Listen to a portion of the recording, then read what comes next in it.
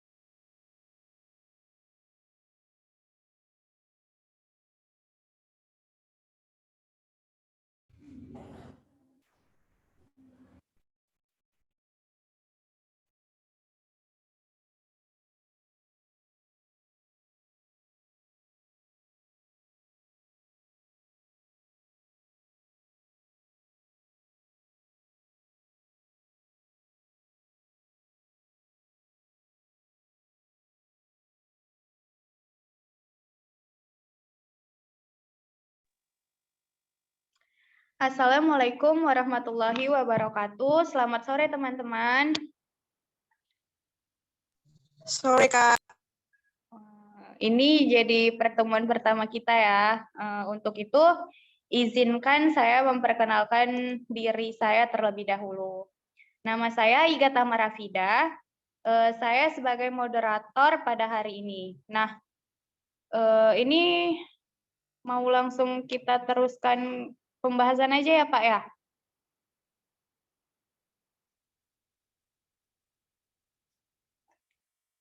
Kalau gitu, untuk mempersingkat waktu, kita mulai saja materi kita pada hari ini.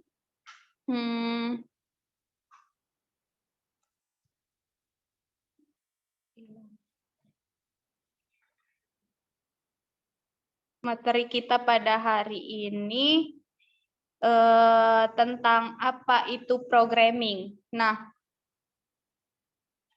untuk itu kepada Bapak Danu Wirapangestu Eskom, saya persilahkan.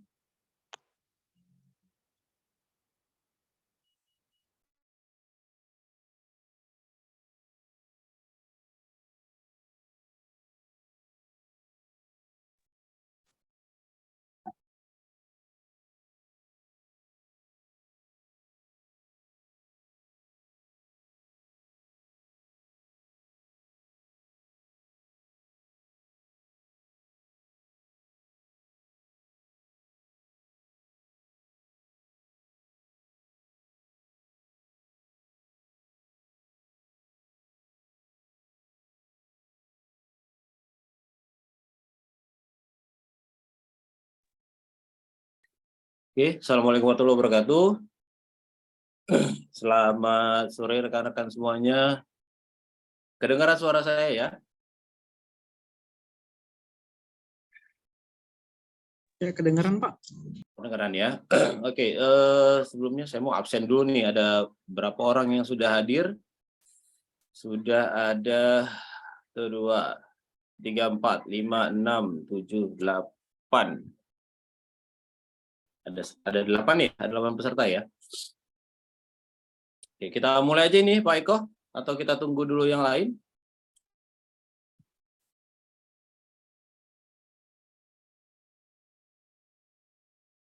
Oke, siap. Kita lanjut ya.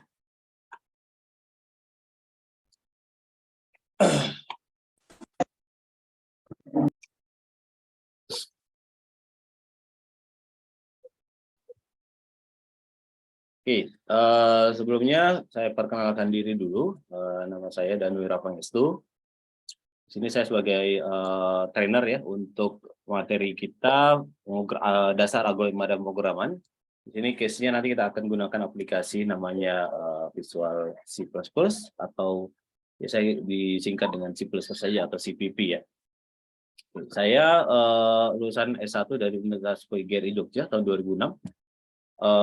IT trainer karir itu sebagai, ini ada beberapa ya, jadi saya pernah di Jogja, di beberapa LPK dan di UGM Jogja, kemudian di LP3 Gajah Mada, Medan, dan LP3 Binjai, kemudian sekarang aktif di Web Media Training Center sebagai training spesialis ya di desktop programming, web programming, office application, dan digital marketing. Oke, sebelum lanjut lebih jauh, kita mau tahu untuk definisinya dulu nih ya.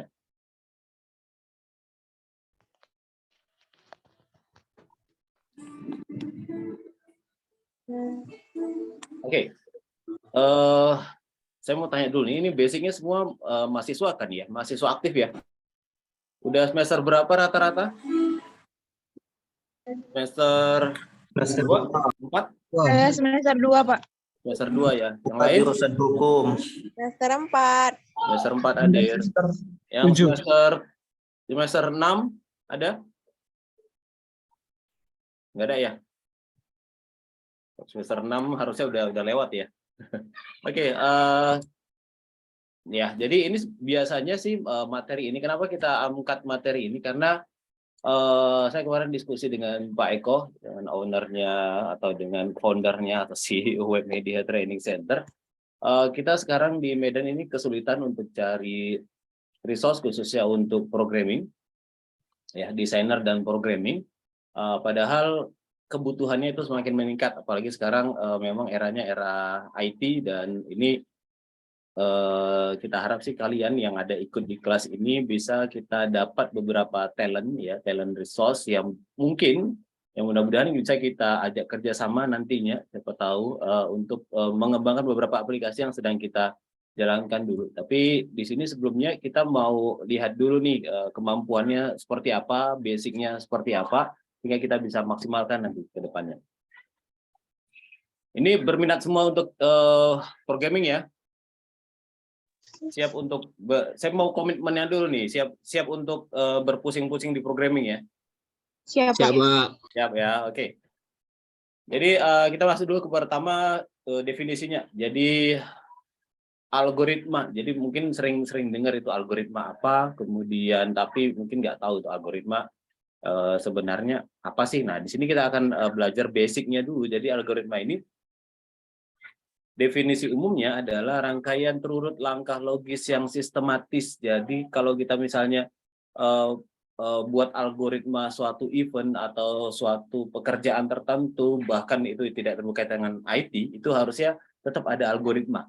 Ya, jadi tujuannya sendiri adalah memberi petunjuk langkah-langkah apa yang harus kita lakukan sebelum dapat atau sebelum menyelesaikan suatu pekerjaan. Jadi mulai dari preparing ya, persiapannya, bahan-bahannya, kemudian apa langkah 1, 2, 3 sampai akhirnya itu harusnya digambarkan dalam bentuk algoritma. Jadi tujuan utamanya algoritma ini adalah untuk mencegah sedini mungkin. Jadi mencegah kesalahan yang fatal. Jadi kenapa sebuah program harus ada algoritmanya? Supaya kita tahu urutannya itu apa. Jadi kalau misalnya nanti, jangan sampai nanti ketika udah buat programnya, ya ternyata kita nggak tahu nih di mana salahnya. Tapi dengan menggunakan algoritma kita bisa tahu logika-logika mana yang mungkin bisa kita kembangin, logika mana yang mungkin salah, urutannya mungkin salah gitu ya. Jadi ini bukan tentang bagaimana hasilnya, tapi bagaimana prosesnya. Ya, jadi mungkin ketika kita buat program, kita bisa urutannya kerjaankan A dulu, baru B, bisa juga B dulu, baru A. Hasilnya bakalan sama. Cuma di sini yang perlu dicamkan adalah algoritma ini adalah alur yang sudah padunya ya. Jadi alur bakunya yang harus kita ikuti supaya hasilnya bisa maksimal. Kira-kira seperti itu. Itu algoritma. Nah, penulisan notasi atau penulisan algoritmanya sendiri itu biasa kita ada 3 ya, ada uraian deskriptif, kemudian ada diagram alir atau flowchart, ada juga pseudocode atau kode semu kita istilahnya. Yang pertama dulu ya, uraian deskriptif. Jadi uraian deskriptif ini nanti akan menjelaskan algoritma dalam urutan yang tekstual atau deskripsi. Ini contoh misalnya kita menyelesaikan masalah gimana ngitung luas dan keliling suatu lingkaran. Jadi nanti kita buat algoritmanya hitung luas dan keliling lingkaran misalnya. Kemudian deskripsikan, ya deskripsikan uraiannya. Jadi deskripsinya urutannya apa aja. Misalnya kita mau hitung luas luas dan keliling lingkaran, pertama kan berarti masukkan dulu jari-jarinya berapa kan itu. Setelah dapat jari-jarinya berapa, baru kita hitung luas lingkarannya dengan rumus apa. Di rumus lingkaran kan L sama dengan pi R kuadrat ya. Ya enggak? Pi R kuadrat ya. Ini pi ini maksudnya pakai logo ya, cuma simbolnya tadi nggak sempat untuk dicari. Jadi luas sama dengan pi ya, pakai pi ya, pi HI, pi kali R kuadrat itu untuk hitung luas lingkaran. Kemudian kalau untuk keliling lingkaran, langkah berikutnya kita akan hitung keliling lingkaran dengan rumus K sama dengan 2 kali Pi kali R. Gitu ya. Jadi diameternya ya, diameternya dikali Pi. Kemudian setelah itu udah kita hitung, baru kita tampilkan luas lingkarannya. Oke, kemudian baru tampilkan keliling lingkaran, baru selesai. Itu uraian deskriptif. Jadi kita jelaskan dalam bentuk kata-kata atau deskripsi. Jelas ya? Kita pelan-pelan aja, step by step aja. Jadi kalau ada yang kurang jelas, silakan ditanyakan langsung. Ya, kalau balik soalnya lama nih. Keliling lagi nanti kita. Jelas ya? Jelas, Pak. Oke. Itu uraian deskriptif namanya. Contoh lain. Ini saya punya sampel nih. Misalnya kita mau menyelesaikan permasalahan yang gampang, yang sehari-hari, mungkin hampir semua orang bisa lah kalau masak nasi goreng aja ya. Algoritma masak nasi goreng, kira-kira gimana? Ini bukan masalah nyambung nggak nyambung dengan IT ya, ini masalahnya algoritmanya, urutan, kita harus pahami gimana cara berpikir ketika kita membuat sebuah algoritma suatu proses. Kira-kira gimana algoritmanya? Masak nasi goreng. Apa yang harus kita siapkan pertama? Nasi. Siapkan. Ini ya, saya langsung di sini aja ya. Nasinya. Kemudian bumbu ya. Bumbu, iya sih. Kemudian kalau pakai telur, siapkan telurnya. Minyak. Minyak. Lauk-lauknya lah ya, kalau mau pakai sosis Margarin. ya. Kalau ada sayur pakai sayur. Oke. Nah, siapkan semua bahannya. Kemudian langkah berikutnya apa? Setelah disiapin, Panaskan minyak, panaskan margarin. panaskan penggorengannya ya. Enggak apa-apa ya. Sama itu, Cok. Oke, panaskan penggorengan. Kok di sini bilangnya kuali kan ya? Kuali.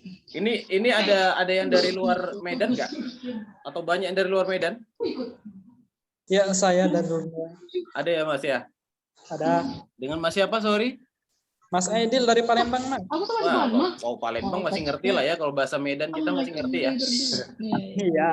Jadi saya kadang kalau ngajar nih kadang mau keceplosan bahasa Medan. Jadi nanti kalau misalnya ada yang kira-kira nggak ngerti, tolong ini aja ya, diinterupsi ya, apa maksudnya gitu ya.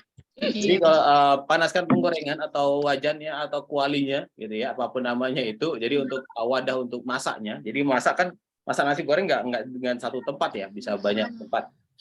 Jadi panaskan wadah penggorengannya. Kemudian berikutnya kalau panaskan kan berarti hidupkan kompor segala macam lah ya. Panaskan penggorengan, hidupkan kompor. Jadi urutannya harus kita deskripsikan. Hidupkan kompor. Oke. Panaskan penggorengan. Oke.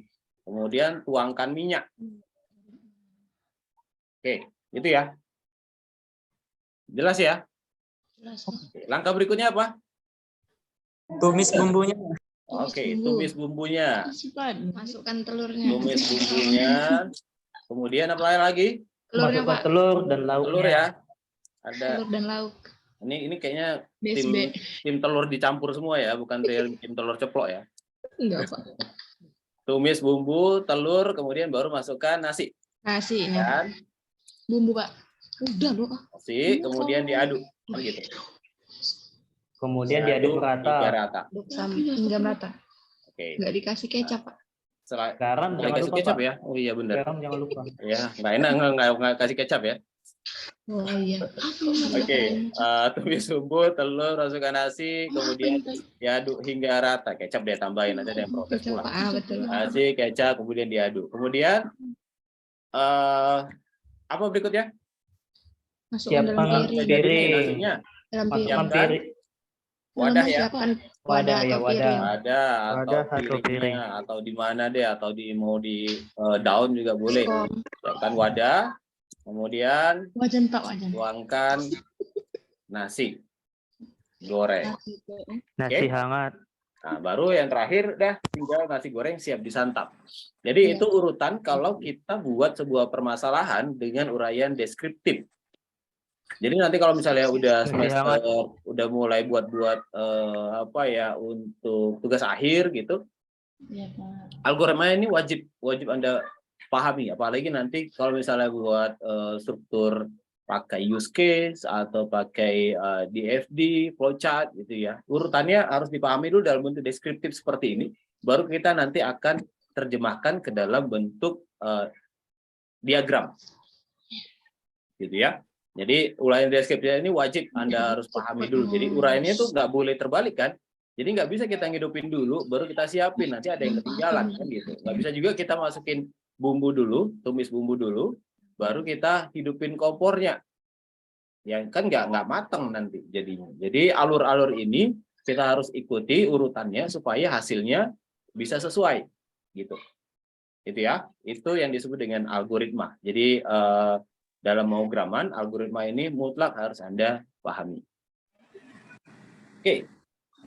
Ini nanti akan saya share ya, jadi nggak usah dicatat-catat, nanti langsung dibaca lagi aja. Nanti ada beberapa soal yang di akhir nanti akan menguji untuk algoritmanya sendiri. Siapa? Oke. Kemudian yang berikutnya ada namanya diagram alir atau flowchart. Flowchart adalah gambar dalam bentuk diagram alir atau algoritma. Jadi algoritma suatu program itu bisa kita gambarkan juga dalam bentuk flowchart. Flow kan alir, chart itu diagram. Jadi dia diagramnya itu mengalir dari mulai atas sampai bawah, dari mulai sampai selesai.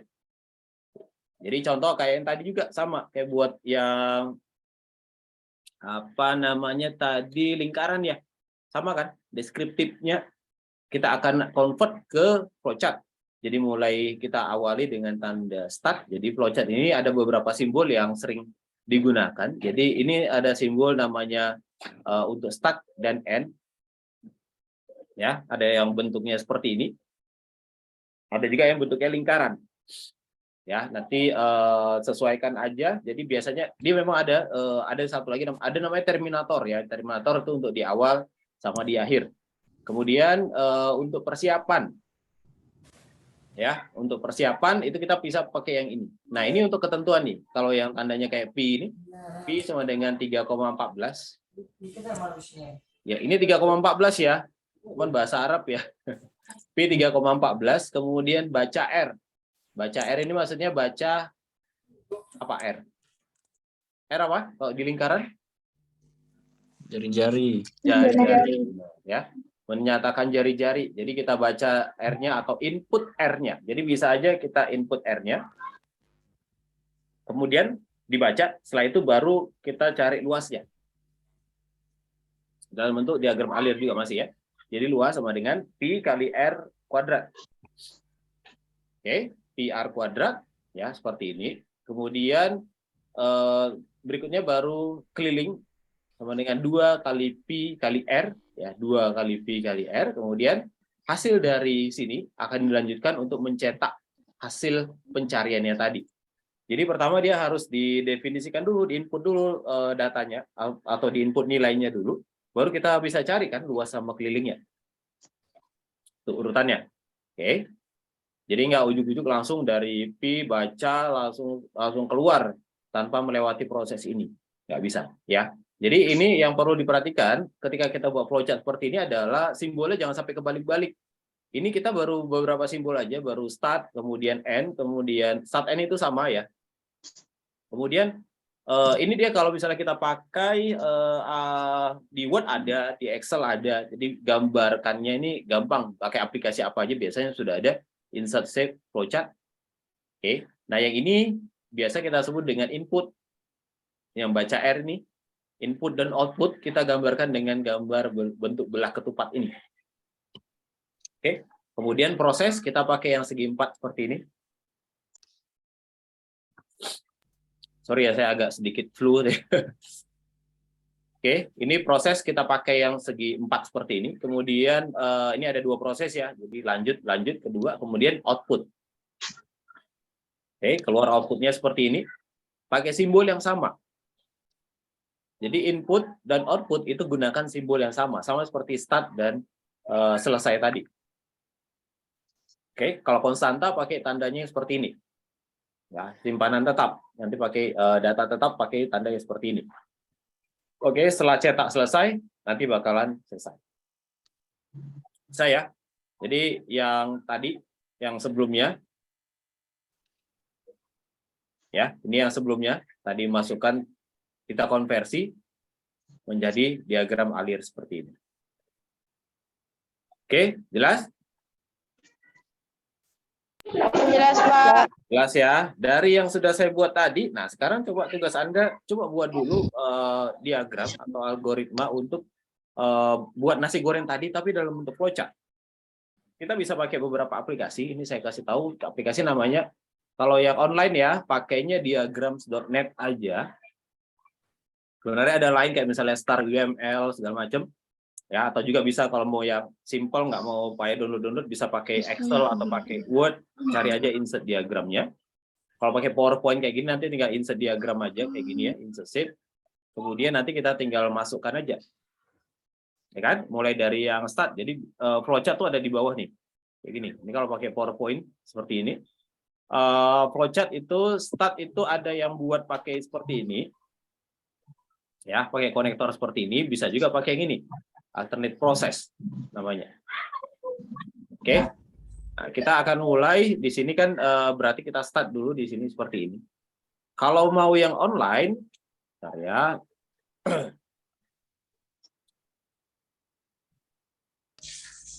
Oke, kalau untuk yang online, saya share dulu. Ada namanya diagrams.net. Coba dibuka dulu diagrams.net.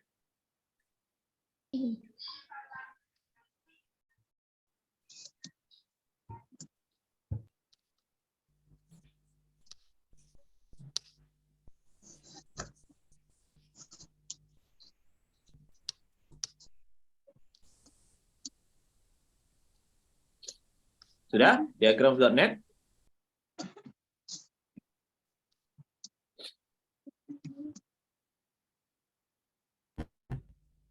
Jadi di diagram.net ini nanti kita bisa langsung start aja. Ini saya kasih tahu caranya.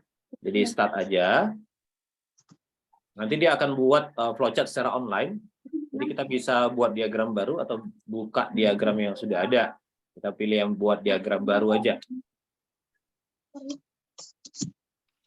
Sudah.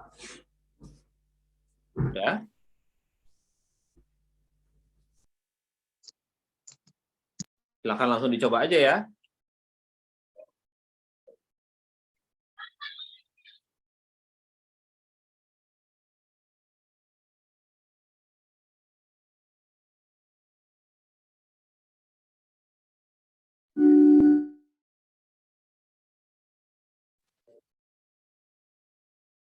Pak, kalau dari apa? Dari PowerPoint, dari mana Pak flowchartnya Pak?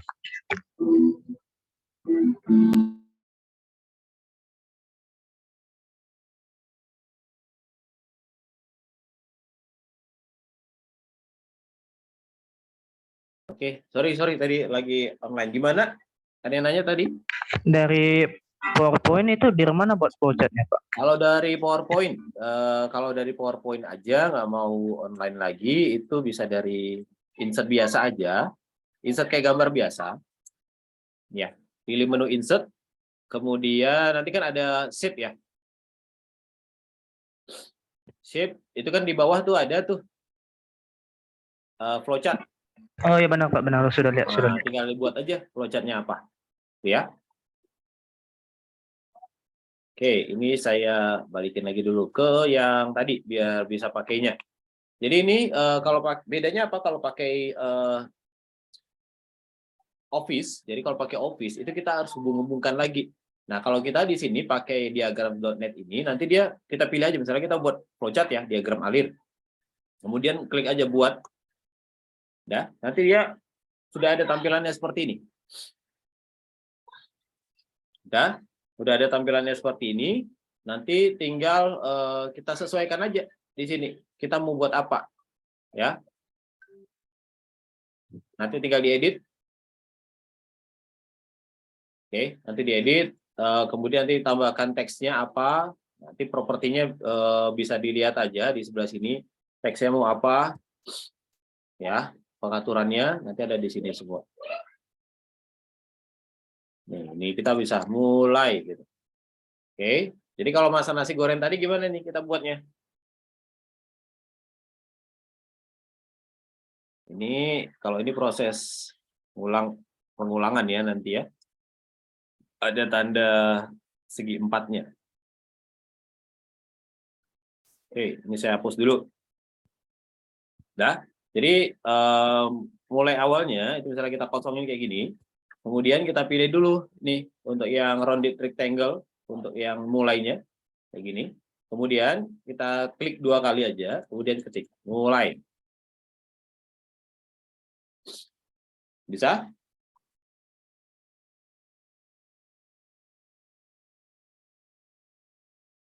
Berikutnya yang kedua, tinggal apa dulu tadi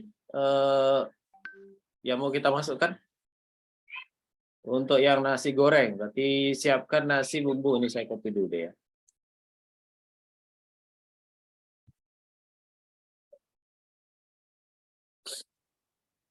Oke.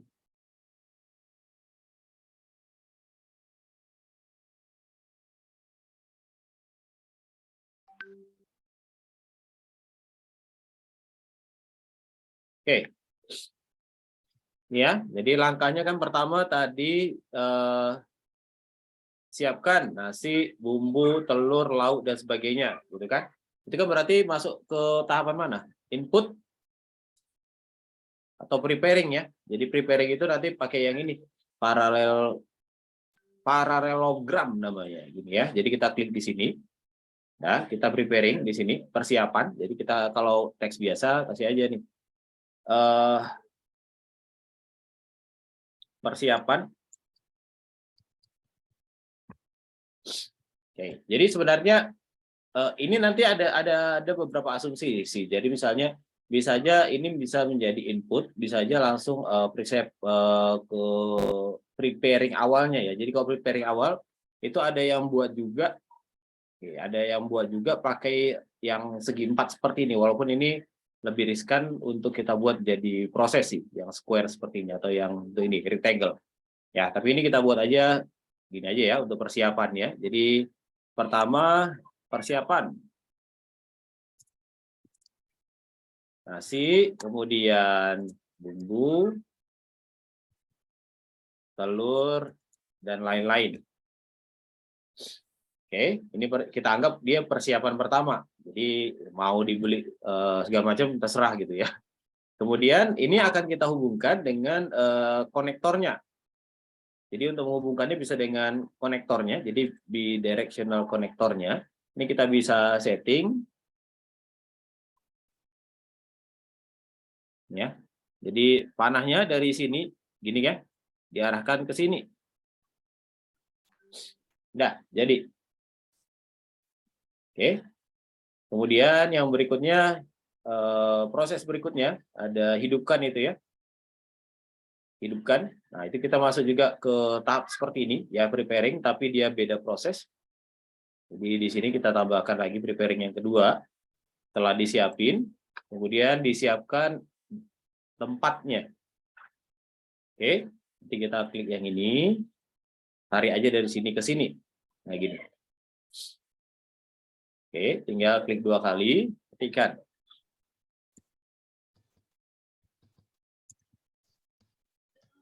Kompor. Punya aku kok yang miring ya, Pak. Ada yang Gimana? lurus. Penunjuk panahnya ke bawah itu turunannya itu yang miring. Apa sih pilihannya? Kalau yang di mana nih? Diagram atau yang Yang miring ini? panah-panah, yang panah-panah itu, Pak, yang panah-panah itu. Mulai kan ada panah, baru siapan ada panah. Itu apa sih? Ini ya. Iya tuh ya, Pak. Ini Ah. yang dia di bawah mulai ada panah. Penunjuk panahnya itu dari mana? Penunjuk panahnya. Ini pakai mana? Pakai diagram sini atau pakai PowerPoint? PowerPoint, Pak. PowerPoint. Nah, kalau pakai PowerPoint, dia memang nggak bisa konektor. Jadi gini, kalau misalnya pakai PowerPoint, bentar ya, saya share lagi. Kalau pakai PowerPoint dia ada yang line. Ini yang ada line yang ini. Ada elbow connector, ada yang row. Nih. Biasa pakai yang kalau elbow connector ini nanti dia bisa menghubungin antara satu dengan yang lain, bisa dibuat lurus juga. Tapi biasanya dia agak menyimpang sedikit sih ya. Siap, Pak. Siap, Pak. Jadi kalau mau pakai yang biasa juga bisa. Jadi ini nanti insert, masukkan yang kedua. Oke, yang keduanya pakai catnya ini ya, proses datanya ya, input datanya. Kayak gini. Ya. Ini dibuat aja. Kalau mau yang betul-betul lurus, dia pakainya yang ini sih. Garis yang biasa aja. Ini yang penting, tapi dia nggak terhubung ya. Maksudnya terhubung tuh, kalau yang satu digeser, yang lain nggak ikut kegeser. Tapi nggak apa-apa, ini buat supaya untuk gambaran awal aja, supaya kelihatan prosesnya Anda pahami dulu. Baik, Pak. Dimengerti. Jelas ya?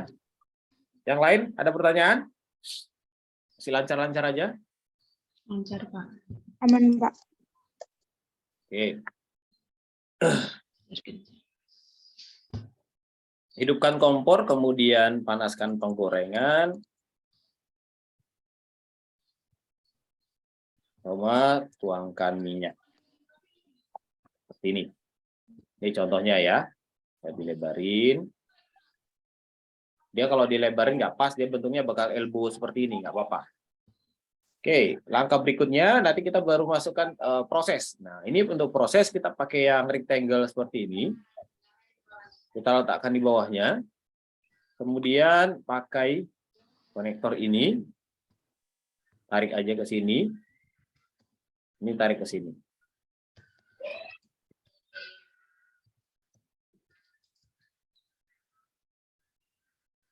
Kita tarik tengah ya. Nah, ini baru masuk ke prosesnya. Jadi prosesnya ini ya, ini proses utamanya. Ditumis segala macam semua. Oke. Tumis bumbu.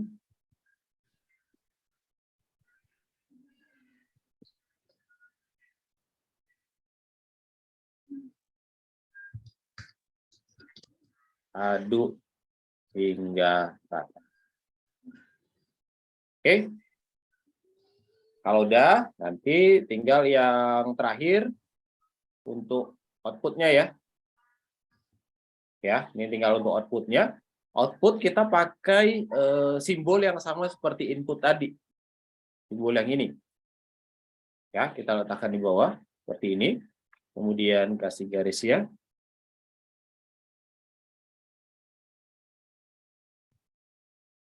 Oke, klik 2 kali.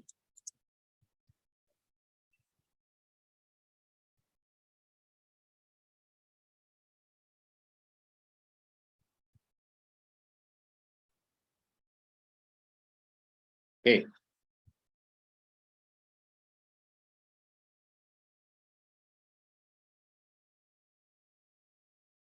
Nah, tinggal langkah terakhir. Sudah selesai.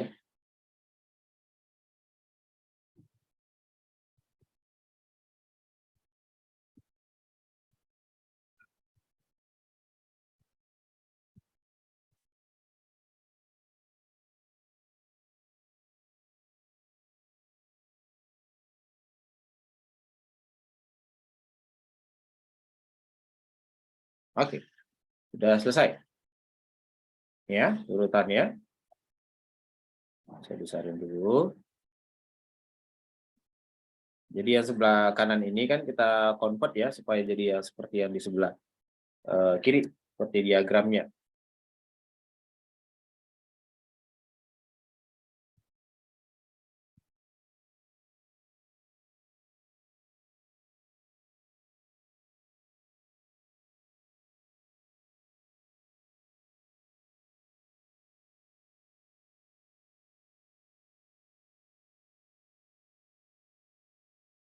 Oke, seperti itu ya.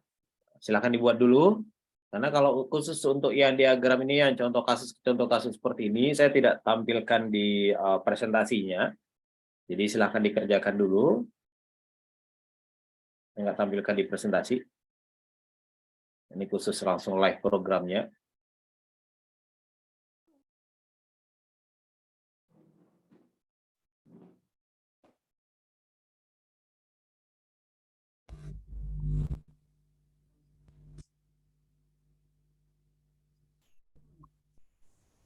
Oke.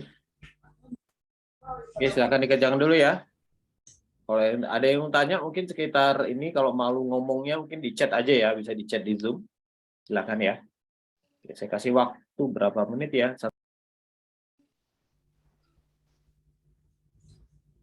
Saya kasih waktu 1 menit, silahkan diketikkan. Ya, mau di PowerPoint, boleh.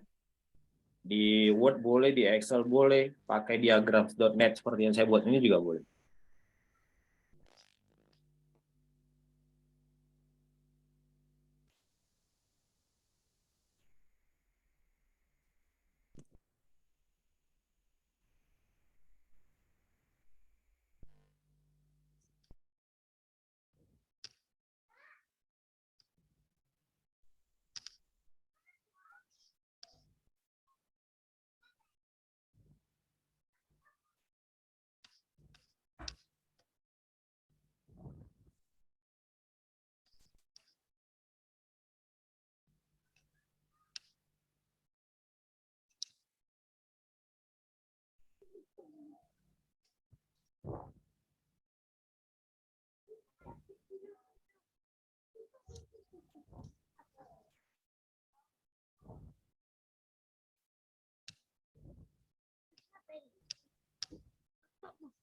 Teknya mesti foto lagi Juma. Lagi Juma aku. Hah? Lagi Juma aku dia buka. Juma. Apa itu? 5. Mana namanya?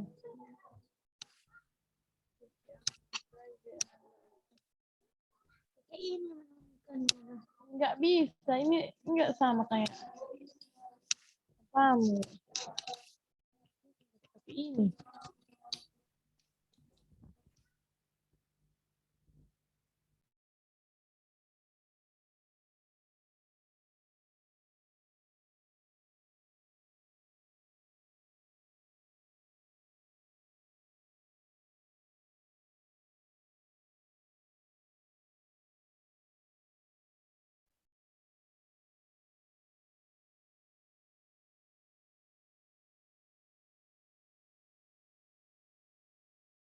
Oke, sudah selesai?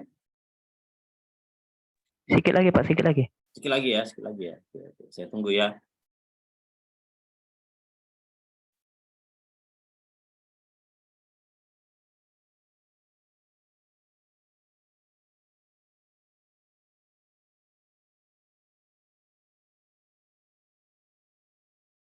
Bukan mikrofon.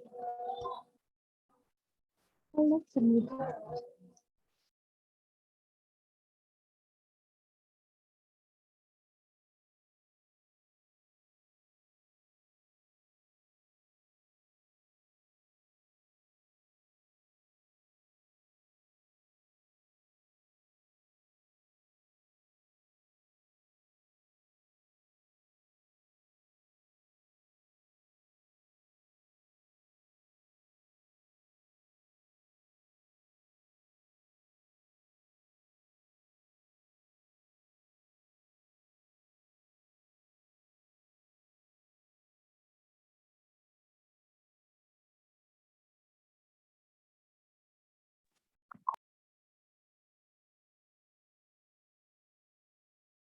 Oke, sudah?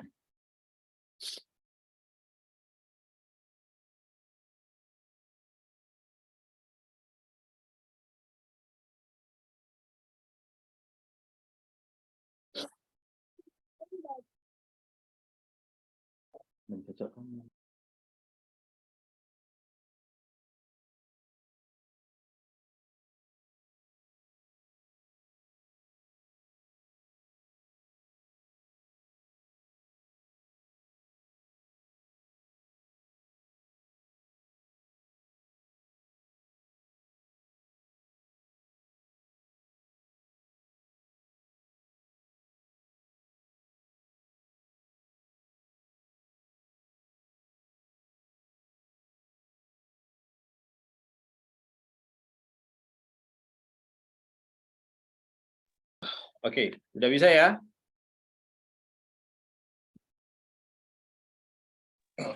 Siap Pak. Oke.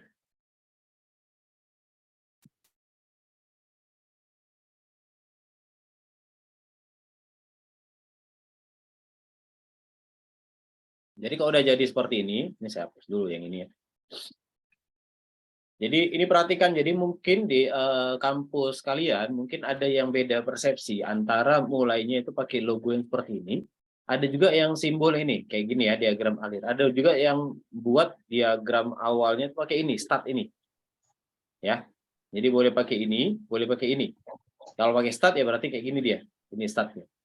Jadi ikuti aja ketentuan di kampus masing-masing ya, karena mungkin beda-beda. Di kampus saya dulu pakainya yang kayak gini. Tapi di Medan ada beberapa yang pakainya seperti ini. Oke, masing-masing punya dasar masing-masing. Tapi yang jelas harus tahu ini fungsi atau apa gitu ya.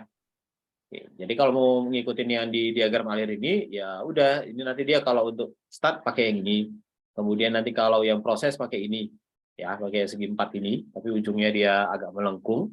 Kemudian kalau persiapan, nah ini pakai ini data. Ini kan persiapan itu masuk persiapan data ya. Oke, kemudian kalau dia menjadi simpanan nanti ada untuk dokumen kayak gini. Nanti dia disimpan jadi dokumen apa kayak gitu. Ya, jadi start dan end itu nanti pakai gini. Ya, Terminator ini biasanya untuk misalnya ada ini ya, on page reference, misalnya kita mau pindah ke halaman baru. Oke, pindah ke halaman baru nggak cukup satu halaman gitu. Nah, kita pakai yang ini on page reference, kemudian lanjutkan lagi pakai Terminatornya. Oke, kalau udah jelas, ini kalau udah jadi seperti ini,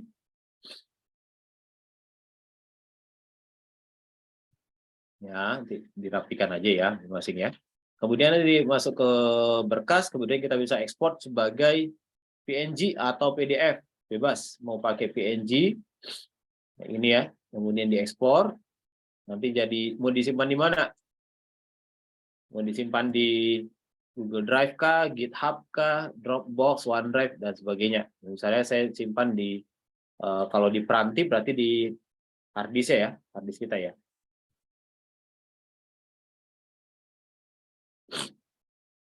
Oke, ini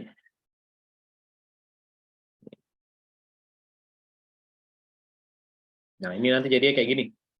Ini yang punya saya udah jadi PNG. Dan nanti tinggal dimasukkan ke laporan misalnya. Kalau ada tugas untuk buat algoritma pemrograman pakai flowchart, yang gampang buat pakai kayak gitu aja tadi. Kita tinggal input-input aja. Itu ya. Ada pertanyaan mungkin sampai di sini? Untuk flowchart, nanti kita akan ketemu flowchart Aku terus. ekspor ke PDF kok nggak? Apa ya Pak? Nggak ada, Terpotong Pak. dia. Kalau pakai PowerPoint, Iya. Karena Kalau kan kolom putihnya itu kelewatan ke bawah. Pas ku save dia dalam format PDF, kulihat di PDF ini terpotong masih disiapkan wadah. Yang lainnya pada hilang. oh ada, ini dia terlalu mepet ya. Iya benar Pak. Oke, kalau misalnya yang di sini, kalau pakai aplikasi yang tadi,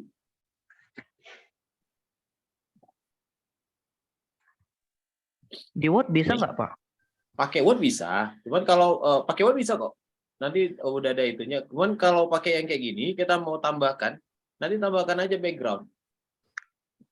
Jadi tambahkan background, ini nanti dia bisa di send ke belakang gitu, atau send ke depan, atau misalnya setelah jadi, nanti baru masuk ke Word, buat backgroundnya pakai kotak segi 4. Paham ya? Nanti Siap, Pak, dibuat send to back aja kotaknya. Jadi dia supaya nggak terlalu mepet ke bawah gitu. Nah, kalinya sih biasa kayak gitu. Kalau siap, di Pak, sini siap. biasanya lembar kerja areanya ini ya, kayak gini nih, send backward. Send backward, nanti dia ini harusnya ada di belakang nih dia.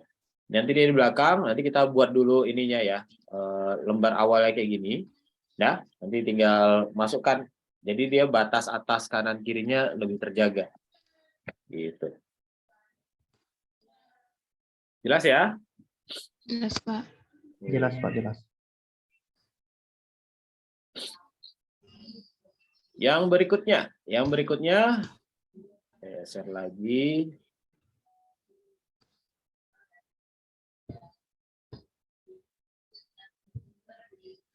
Cara lain yang bisa kita gunakan untuk menggambarkan sebuah algoritma adalah dengan notasi bahasa pemrograman. Jadi contoh di sini kalau dulu zamannya saya kuliah itu masih pakainya kan bahasanya pakai Pascal gitu ya. Pascal nanti ada program namanya DLP, Borland DLP, bahasa basicnya itu Pascal. Kemudian ada Basic, ya pakai Visual Basic, ya sebelum ada Visual Basic ada QBasic. Nah itu bahasanya sama. Ya, kemudian C, nanti ada C++, C sub dan sebagainya. Jadi notasi itu biasanya kita sebut dengan pseudocode, ya pseudocode. Jadi nanti struktur algoritma tadi yang udah kita buat tadi itu nanti bisa dibagi menjadi bagian kepala atau header, kemudian bagian deklarasi atau definisi variabel, kemudian baru deskripsi. Oke, jelas? Ada gambaran dulu kira-kira nih sebelum saya lanjut ke slide berikutnya. Jelas. Jadi contohnya nanti seperti ini.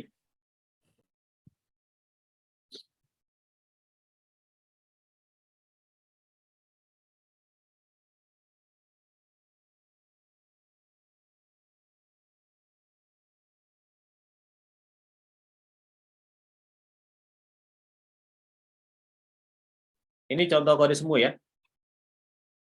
Jadi algoritma luas persegi panjang contohnya. Jadi kalau luas persegi panjang ini kan kita akan menghitung luas persegi panjang apabila diketahui panjang dan lebar dari persegi panjang tersebut. Karena kita butuh panjang kali lebar untuk tahu luasnya, kan gitu. Jadi nanti deklarasinya di sini, ya. Tadi kita balik lagi ke atas dulu nih. Jadi kan tadi ada bagian kepala ya, header. Headernya tuh yang ini. Oke, header. Kemudian baru deklarasi, definisi variabel dan sebagainya, baru deskripsi. Deklarasinya ini. Ini yang seringkali kalau sekarang, kalau bahasa pemrograman sekarang memang apalagi misalnya nanti udah pakai Python segala macam, ini akan di skip ya, akan di skip. Jadi nanti pendefinisian nilainya nanti langsung di bagian deklarasi. Misalnya panjang sama dengan apa gitu ya, input apa dibaca sebagai panjang. Jadi dia langsung ke deskripsi. Tapi di sini kita akan belajar dulu gimana sebenarnya langkah kerjanya. Sebenarnya kalau itu dia cuma diperingkas aja. Jadi kita pakai seperti ini pun masih bisa. Ya, jadi deklarasi ini nanti dia akan mendefinisikan variabel-variabel. Variabel itu apa sih? Yang udah belajar? Tanda pengenal? Variabel itu apa? Tanda pengenal? Tanda pengenal, oke. Yang lain? Tempat penampungan suatu nilai. Variabel itu nama variabel misalnya. Nama peubah atau nama variabel. Jadi variabel itu adalah komponen-komponen yang kita butuhkan di dalam pengetikan sistemnya ini. Variabelnya ada apa aja. Nanti kaitannya sama variabel akan ada tipe data. Jadi tiap variabel ada tiap nama. Jadi variabel itu kita anggap aja kayak penyusun sebuah, misalnya kita butuh buat sepeda motor gitu ya. Sepeda motor komponennya ada apa aja. Misalnya nanti ada stangnya, ada tangkinya, kayak gitu. Ya, itu variabel-variabel penyusunnya. Jadi sama seperti ini. Jadi kalau variabel untuk mencari luas, kita kan butuh apa nih di rumusnya? Kan kita pasti butuh panjang, butuh lebar, kemudian untuk hasilnya kita butuh luas. Jelas ya? Variabelnya ya. Oke. Kemudian itu komponennya, jadi variabel komponennya. Nanti bedakan, nanti saya mungkin masuk ke materi berikutnya lagi, nanti bedakan lagi dengan properti. Ya, properti nanti beda lagi. Ya, nanti ada propertinya, ada tipe data, itu nanti akan beda lagi. Ya, jadi kalau di sini gambaran gampangnya dulu, float itu adalah tipe data. Kemudian ini adalah nama-nama propertinya. Kalau dibuat berurutan seperti ini artinya dia punya tipe data yang sama. Ya, tipe data float itu nanti ya yang bisa mengizinkan nilai desimal ya. Ya, kalau integer kan dia cuma nilai angka aja. Jadi kalau yang float itu yang lebih panjang, jadi nanti dia ada nilai desimalnya. Nanti untuk tipe data kita ada sesi sendiri. Ya, jadi ini intinya di deklarasi awal ini dia mendefinisikan 3 variabel ini dengan tipe data yang sama, yaitu float. Jadi float ini panjang, lebar, luas. Jadi nanti kalau kita memanggil panjang, manggilnya harus panjang. Bisa nggak disingkat jadi P?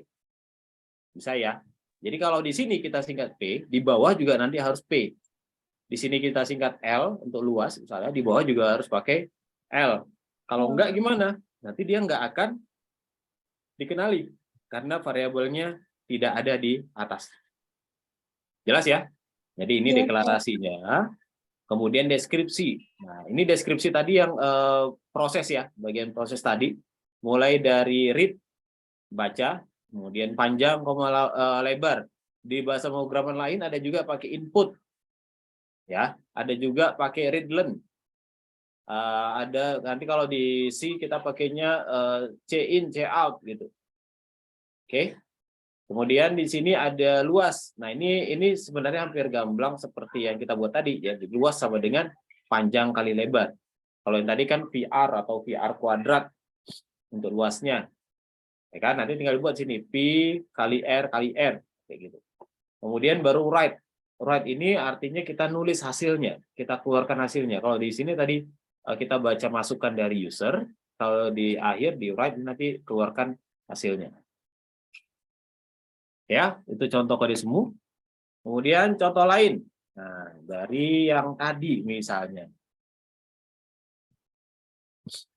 Gimana nih kita buatnya kalau pakai yang ini?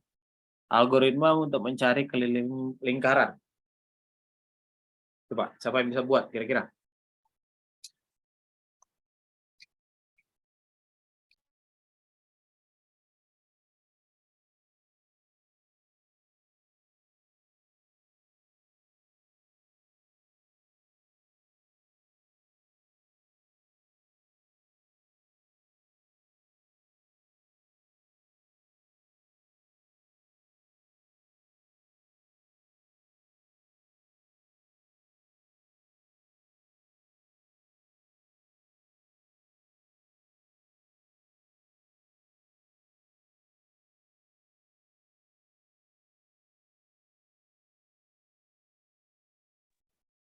Oke.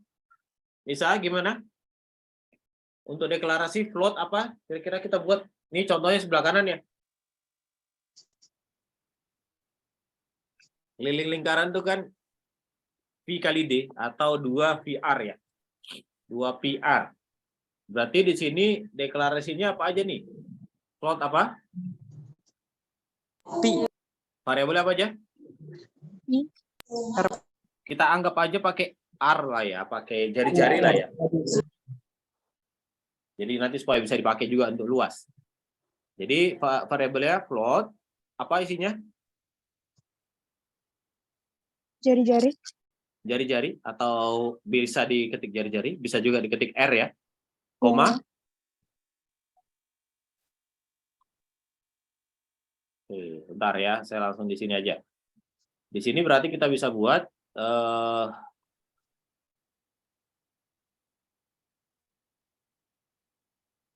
oke, di sini float apa? R, koma, K ya.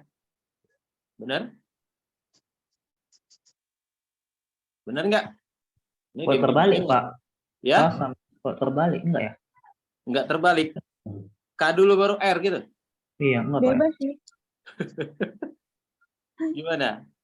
K dulu atau R dulu baru K? Bisa mana duluan aja, Pak? Mungkin Kak dulu. Mungkin K dulu. Oke. Jadi sebenarnya gini. Masalah siapa duluan ya itu tergantung nanti mana yang kita masukkan duluan atau mana yang akan diproses duluan. Untuk mencari keliling, berarti kan kelilingnya kita belum tahu nih. Yang kita harus input adalah jari-jarinya kan, ya enggak? Makanya di sini biasanya saya urutannya itu selalu input dulu di atas. Jadi misalnya pun bisa dibuat kayak gini. Float untuk R. Jadi ini nanti saya buat deklarasi input. Ini. Deklarasi input. Oke, float R. Kemudian ini nanti baru deklarasi untuk variabel outputnya. Nah, di sini. Ini ya, variabel output. Nah, ini kalau pakai komentar. Nanti kalau dia 2 kayak gini, harus buat gini ya. Jadi variabel inputnya ada R, variabel outputnya ada K, benar ya? Yang P ini perlu kita buat nggak? P perlu dibuat nggak? Perlu loh, Pak. Itu kan rumusnya. Nah, oke. P itu sebenarnya karena P ini kan nilainya tetap kan ya? Konstanta kan ya. Jadi kalau namanya konstanta itu dia opsional. Jadi kalau konstanta itu bisa kita masukkan di rumus atau bisa kita letakkan di awal ketika nanti dia setelah selesai read gitu ya. Jadi nanti kita misalnya kayak gini bisa aja float R, kemudian nanti float P ini ya sama dengan 3,14. Jadi artinya kita mendefinisikan P itu adalah sebuah inputan tipe datanya float dan nilainya adalah 3,14. Kayak gitu. Ya. Tapi ada juga yang ini dihapuskan sehingga nanti dia supaya nggak terlalu membebani di awal, dia nanti akan dibaca di sini. Jadi kan di sini deskripsi pekerjaan yang pertama kali kita lakukan untuk mencari lingkarannya adalah read R kan? Ya, kita baca dulu R-nya kan, baru kita cari kelilingnya. Kelilingnya adalah 2 dikali Pi, berarti dikali 3,14 dikali R.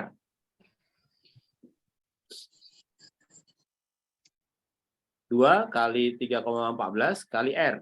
Ya, baru kita write keliling. Nah, ini perlu diperhatiin ini keliling di sini. Di sini harusnya kita buat keliling juga. Harus sama ya. Baru ini nanti write keliling. Keluarkan hasil si kelilingnya tadi.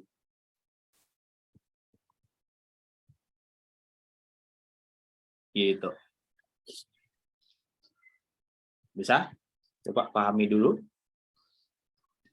Ini buatnya di mana, Pak? Yang Bapak ketik ini. Gimana? Yang Bapak ketik ini buat di mana nih? Di apa, Pak? Di C++ atau di mana? Ini masih pakai SEO code aja, jadi pakai kode semu. Jadi ini nanti bisa kita pakai di aplikasi apapun. Nanti tinggal diganti aja dengan skripnya. Ini belum pakai skrip. Ini masih gambaran SEO code pakai kode semu. Jadi SEO code ini notasi yang menyerupai. Jadi bukan notasi bahasa pemrograman ya, bukan. Dia ini notasi yang menyerupainya. Paham nggak? Jadi ini dia tidak mewakili suatu bahasa pemrograman tertentu, enggak. Jadi biasanya kita kalau buat SEO code ini kita buat dulu kayak gini, ya. Jadi supaya orang gampang bisa bacanya gitu, bisa baca langkah-langkah yang mau kita lakukan. Paham ya? Paham, Pak. Ya, jadi ini bukan ya kita ini belum bicara kita konversi kita tuliskan ke C itu belum. Jadi kita masih buat deskripsinya dulu. Jadi langkah pertama apa, kedua apa, ketiga apa gitu.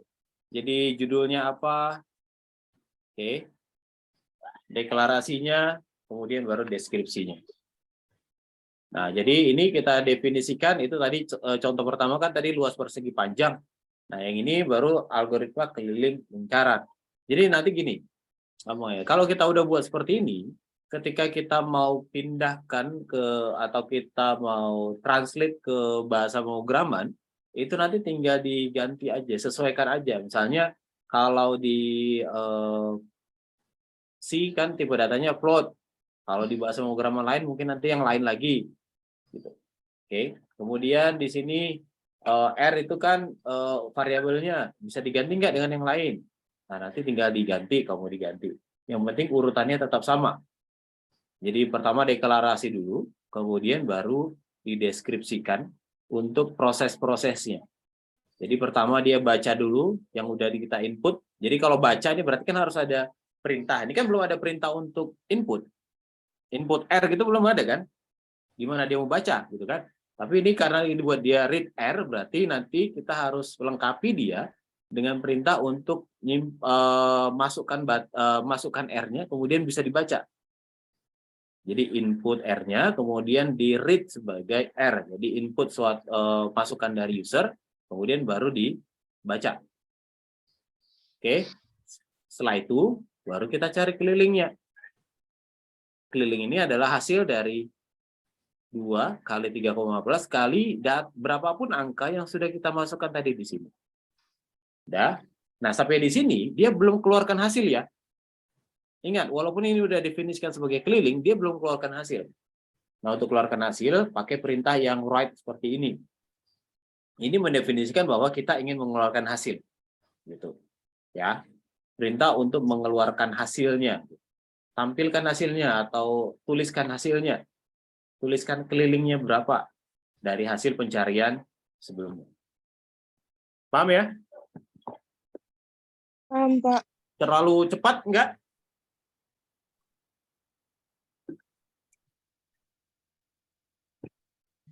Enggak ya? Oke, ada Masih pertanyaan ditahan, kira-kira Pak. coba di sini dulu. Ini ingat, ini nggak usah berpikiran dulu ke programnya harus sintaksnya seperti apa. Yang kita mau asah di sini adalah algoritma pemrograman kita. Jadi nggak ada salah listing, itu nggak ada. Yang ada adalah salah proses urutannya atau ada yang kurang belum diinput misalnya. Mau bertanya, Pak. Silakan Bang. Bagaimana cara membangun logika berpikir? Membangun logika berpikir ya. Jadi gini, kalau logika berpikir ini kan kita harus biasanya gini. Kalau kita melihat suatu proses, usahakan kita harus gali dulu. Gali dulu gimana proses ini bisa dicapai. Atau hasilnya bisa capai seperti ini, itu apa dulu yang harus disiapin. Makanya ketika kita buat sebuah logika pemrograman atau algoritma pemrograman, yang kita pahami dulu, pertama kan dia selalu bergerak dari hasil akhir kan ya? Ya nggak? Iya, Pak. Misalnya gini, saya mau buat program untuk, ini kita udah bicara program aja, tapi bukan skripnya ya. Kita mau buat program untuk buat POS misalnya, point of sales, buat program-program yang di kasir itu, tau lah ya. Program yang di kasir itu kita berarti kan harus apa yang harus kita dapatkan. Jadi data biasa kita collect dari si usernya atau si peminta pembuat programnya dari supermarketnya misalnya, dia kan biasa bakal minta struknya harus seperti ini, Pak, misalnya jadinya. Oke, jadi nanti ada nama segala macam. Nah, dari situ nanti kita akan normalisasikan. Kenapa harus kita normalisasikan? Karena nanti dia berarti kan yang menyusun itu ada apa aja harusnya. Biasanya kalau di struk ada apa aja? Ada kop usahanya nama gitu. Barang yang kita belanjain kan? Yang dari atas skopnya, Pak. Harganya, nama tokonya, Iya, nama tokonya ya. ya kan? Nama Tokonya. tokonya, kemudian nama pelanggannya kalau pakai ID card gitu ya. Ada membernya, nah gitu kan? Jadi berarti dia akan nyimpan untuk nambah membernya. Nah, apa yang menyusun ini itu harus kita breakdown istilahnya. Jadi kalau di program kita breakdown, kita susun kira-kira yang untuk buat program ini butuhnya apa aja berarti. Oke. Dan butuhnya berarti data barang berarti harus ada dong nyimpen barangnya. Harus ada nyimpen berarti sebelum disimpan kan harus ada data barang mentahnya kan. Data barang mentah itu gimana? Data barang mentah itu misalnya nama barangnya itu apa, kodenya apa. Kalau kode kan biasa ada tuh di barcode-nya. Dah, itu nanti kita simpan sebagai kode, kita kasih namanya. Jadi nama itu tergantung apa yang diinput di sistem ya, bukan apa yang tercantum di kemasan, bukan. Jadi apa yang tergantung apa yang diinput di sistem.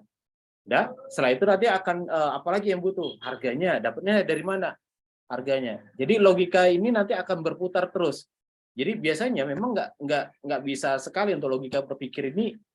Setiap program mungkin akan beda-beda. Jadi misalnya gini, balik lagi ke yang program supermarket ini sambil brainstorming aja.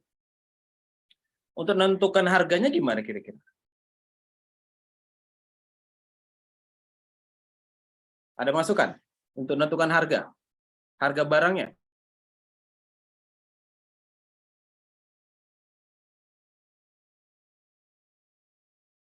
Nggak ngerti maksud Bapak nentukan barang gimana, Pak?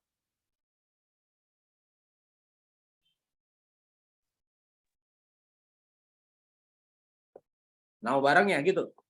Jadi misalnya kita input nih, saya input le mineral nih, oke? Le mineral ini kan ada kodenya, nah masuk kodenya, kemudian disimpan sebagai apa? Nah, tahu harganya itu sebenarnya adalah beda proses lagi dari input barang. Kenapa saya bilang seperti itu? Ketika kita karena ini harganya bakalan naik turun kan? Ya nggak? Ya, Pak. Harga barang pasti naik turun kan? Jadi tergantung ketika kita beli. Benar nggak? Kan nggak selalu le mineral ini nggak selalu 3.000 harganya. Bisa jadi 4.000, bisa jadi 3.500, tergantung harga kita beli dan kita mau untung berapa, kan gitu. Oke. Yang gampangnya itu kita misalnya masukkan ketika masukkan pertama kali belinya kita 3.000, berarti bisa kita jual 3.500. Tapi ketika kita beli udah 3.500, nggak mungkin dong kita jualnya 3.500 juga, kan gitu. Jadi nanti akan tergantung nanti ketika kita buat program itu, disitulah logika kita akan bermain. Oh ya, gimana caranya ngambil data harga dari si ketika kita beli, gitu. Ada form pembeliannya. Jadi selain form pembelian nanti akan ada form penjualan berarti. Keuntungan akan didapat dari harga barang di penjualan dikurangi dengan harga barang di pembelian gitu. Paham nggak? Atau terlalu ribet ininya? Analoginya terlalu ribet nggak? Lumayan Pak, lumayan. Lumayan ya. Oke, misal gini deh, kita langsung contoh case aja. Misal gini, ada ini gambar apa ya? Kerucut ya. Nah, untuk cari kerucut, berarti kan kita untuk hitung volume kerucut, kita butuh tahu diameter biasanya. Jika diketahui diameternya berapa, nanti kemudian tingginya berapa, nanti akan ketahuan tuh volumenya berapa. Oke, berarti di sini kita harus gali dulu kebutuhan kita itu apa aja. Nah, kalau kayak gini berarti yang perlu pertama kali kita ketahui adalah rumus volumenya kan? Ya nggak? Iya, Pak. Nah, rumus volumenya kita ketahui dulu. Dah, rumus volume. Volume sama dengan 1/3 kali luas alas kali tinggi. Belum berubah kan ya? Rumusnya kayak gitu masih ya? 1/3 kali luas alas kali tinggi. Oke, 1/3 bisa kita dapat, tinggal diketik aja di scripting. Nah, masalahnya di sini gimana cari luas alas kan? Luas alas. Luas alas tuh kita dapat dari mana nih? Luas alas. Luas alasnya kalau kerucut kan lingkaran kan?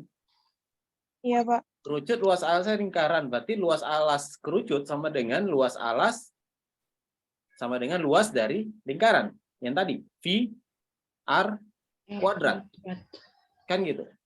Jadi secara tidak langsung rumusnya kalau kita breakdown adalah 1/3 kali V dalam kurung ya, V kali R kuadrat. Oke, baru dikali T. Kan gitu. Paham? Paham, Pak. Yang lain gimana? Cuma Mbak Cici aja yang paham, yang lain? Paham, Pak. Paham? Jadi kalau kita breakdown, ini ya, saya tuliskan lagi nih. Oke, saya skip dulu ya. Jadi ini kalau kita konversikan, volume, ini kan sama dengan 1/3 kali, kayak gini ya, luas alas kan nggak mungkin langsung tahu luas alasnya berapa. Yang diketahui di sini cuma diameter. Kalau diketahui diameter berarti untuk nyari R tuh berapanya diameter sih? R. 3,14 ya. Iya. R loh, bukan P, R. Rumusnya kan harusnya dia gini kan, P kali R kali R, gitu kan? Nah, sekarang masalahnya yang kita ketahui kan D. Kalau yang diketahui D, berarti dia harusnya setengah kan? R itu kan D bagi 2. Jadi diameter 30, jari-jarinya kan 15. Nih, diameter 30 berarti kan jari-jarinya 15. Berarti D bagi 2 dikali D bagi 2. Kan gitu. Kalau diketahui cuman D-nya aja. Oke. Pi R kuadrat. Pi kali R kali R. Oke, baru dikali tinggi.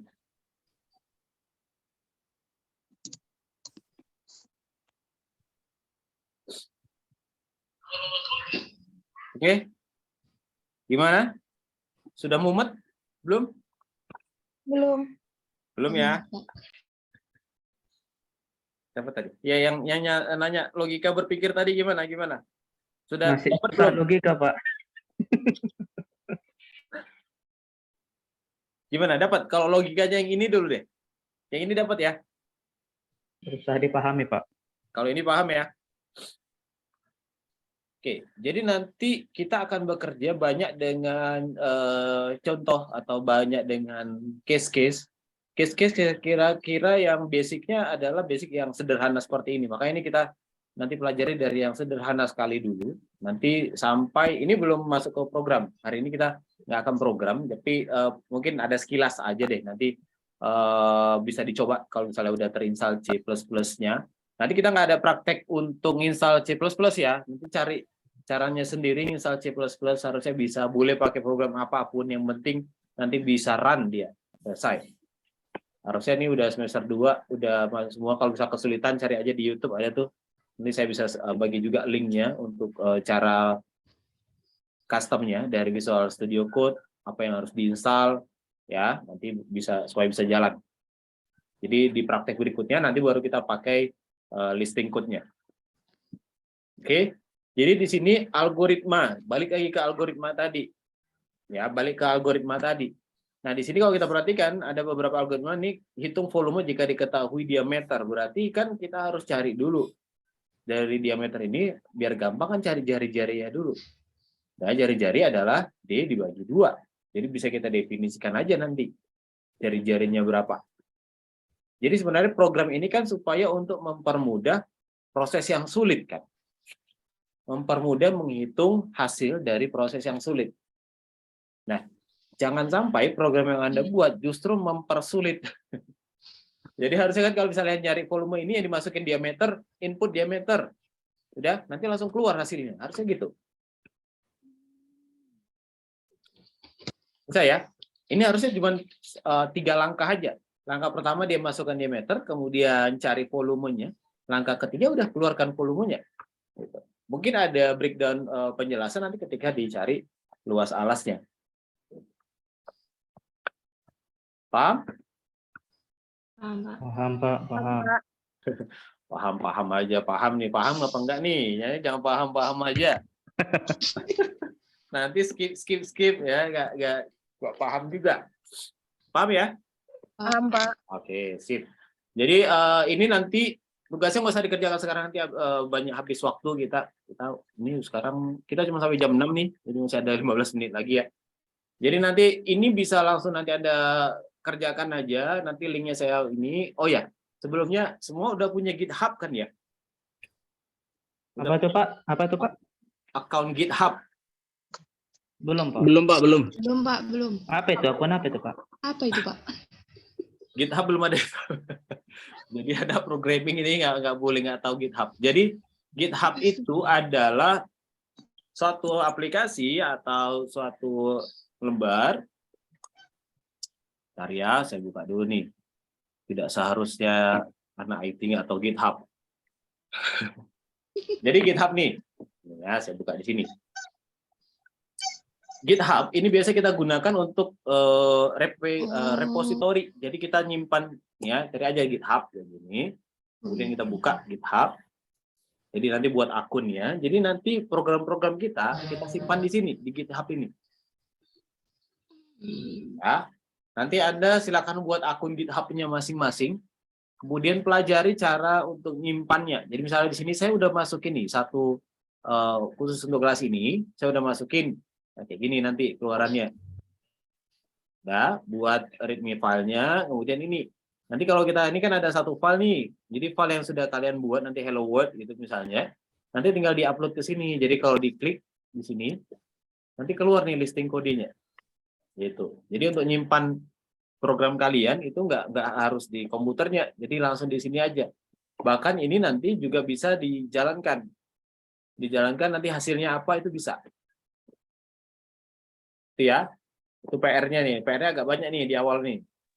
Buat akun-akun aja sih sebenarnya. Jadi buat akun kayak gini, nanti hasilnya ya, nanti kita akan masukkan hasil pembelajaran kita, masukkan aja ke GitHub. Jadi kalau GitHub ini semua orang bisa cari. Jadi termasuk kalau misalnya kita butuh kode-kode tertentu untuk nyari apa gitu, kita bisa cari di GitHub ya. Nah ini, kalau kita ke home nih. Kalian mau cari program apa gitu atau cari untuk aplikasi apa? Nah, nih. Oke, jadi ada yang buat pakai buat Sangwa Pos kayak gini. Aplikasi untuk restoran. Nah, nanti udah ada yang nge-share nih, tinggal kita bisa download listingnya, kita bisa copy listingnya. Ya. Nanti bisa di-download sekali semua juga bisa. Ya, nanti tinggal di-download aja filenya sekali semua juga bisa. Oke. Open source berarti, Pak ya? Ya, Itu berarti sifatnya open source, bisa semua open source. dilihat gitu. Jadi siapapun yang di sini kita bisa kita private juga. Jadi misalnya kita punya sebuah project, ya, misalnya kolaborasi project dengan beberapa orang, kita bisa bagikan khusus kepada orang-orang tertentu aja. Jadi nanti dia sifatnya ada yang public. Nah, kalau ini kan contohnya misalnya ini public nih, berarti bisa dilihat siapa aja. Tapi nanti bisa juga kita ganti jadi privat. Jadi orang-orang tertentu aja yang bisa baca. Gitu. Jadi kita bisa juga buat project, ngerjain apa-apa, siapa yang ngerjain. Itu nanti bisa juga melalui GitHub. Oke Pak, Jelas? OTW buat akun. Oke, nanti dipelajari lagi ya. Harus diulik nih.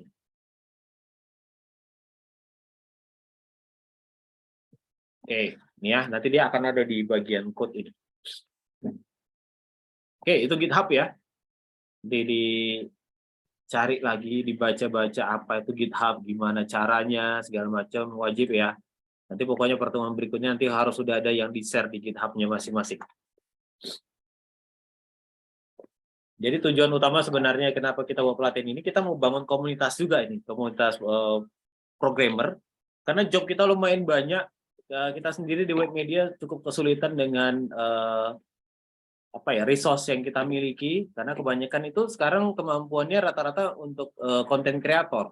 Kalau untuk programmer, kemudian untuk desainer itu masih kurang sekali. Jadi kalau kalian memang suka di mikir-mikir kayak gini ya, buat listing, kemudian suka buat algoritma segala macam, nanti kita open ya, jadi bisa nggak harus domisili di Medan, nanti mungkin bisa kita kolaborasi, kalau misalnya ada project bisa kita share, gitu ya. Oke, kita lanjut dulu ke yang berikutnya, pemrograman sekarang. Jadi kalau tadi kita udah bahas tentang algoritma, kita udah tahu alur kerjanya seperti apa, cara pemakaiannya seperti apa, instrumennya kita bisa pakai apa aja, tekniknya apa aja. Nah sekarang kita akan masuk ke pemrogramannya sendiri. Jadi program ini secara umum kan kita definisikan sebagai kumpulan instruksi atau perintah, sehingga nanti ada urutan nalarnya. Ya, kalau dalam konteks pemrograman ada beberapa bahasa program yang gampang dipahami ya sebenarnya. Kalau saya bilang gampang, karena dia urutannya itu sesuai dengan logika kita kalau berbicara. Contoh, kalau misalnya kita buka kayak tadi, kayak misalnya kita mau buat nyari lingkaran, masukkan jari-jari, kemudian hitung luasnya, luas sama dengan 2 kali VR kuadrat, jadi V kali R lagi, kan gitu. Kemudian baru keluarkan luasnya. Jadi urutan yang seperti urutan kita berpikir itu bisa ditranslate langsung ke bahasa program. Contoh, ini saya pakai C++. Ya. C++ untuk cari hitung luas persegi. Perhatikan di sini, dengan luas persegi yang kita buat tadi di sini ya. Di sini kan tadi ada deklarasi nih, float, panjang, lebar, luas. Di hasil ini, di program ini juga akan ada ini. Sama ya. Float, panjang, lebar, luas. Jadi kalau yang tadi sudah aplikasi, belum aplikasi,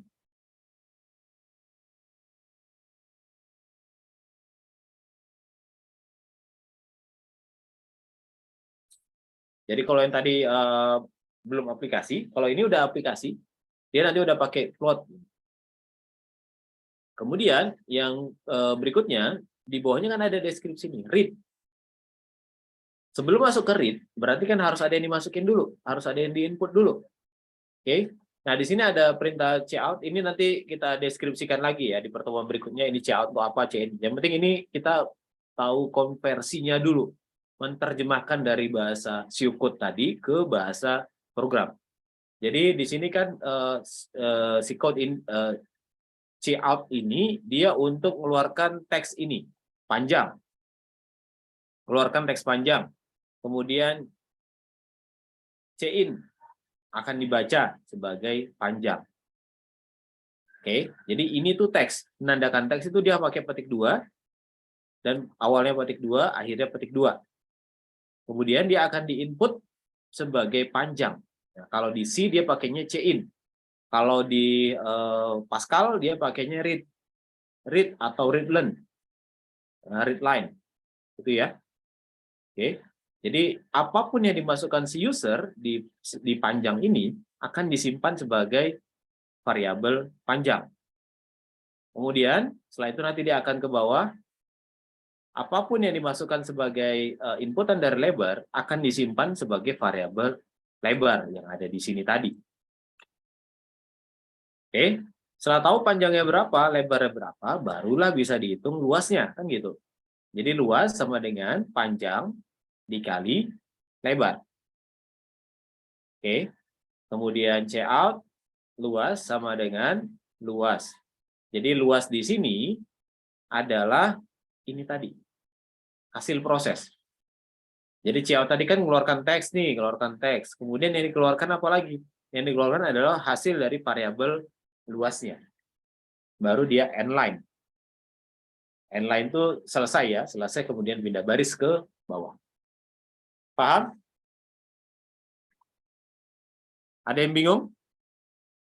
Nih, saya coba kawinkan langsung des ini ya. Saya pindahkan yang ini. C.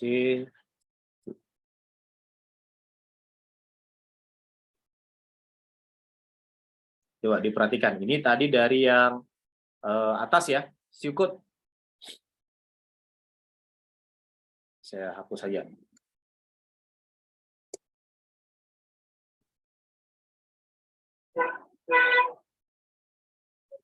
Oke. Ini ya. Jadi yang ini kan kita bisa ini kan kita untuk ngapain ini ya?